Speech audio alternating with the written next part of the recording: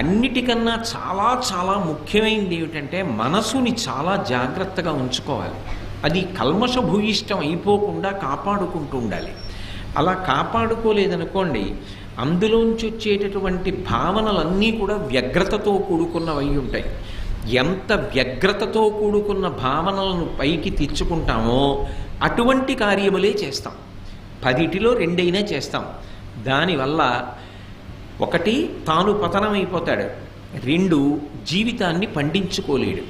అందుకే ముందు మానసికంగా మనిషి మంచి విషయాన్ని గ్రహించడానికి సిద్ధంగా ఉండాలి. మనసుకున్న లక్షణం ఏమిటో తెలుసా? అది ప్రభావితమవుతుంది. మీరు చూడండి, ఏదైనా ఒక చర్యకి ప్రతిచర్య ఉంటుంది అంటారు చూసారా? ఇప్పుడు ఓ కుక్క పెడుతోంది అనుకోండి, నేను అమాంతం కర్రెత్తాను అనుకోండి, అది భౌ అంటుంది. అలా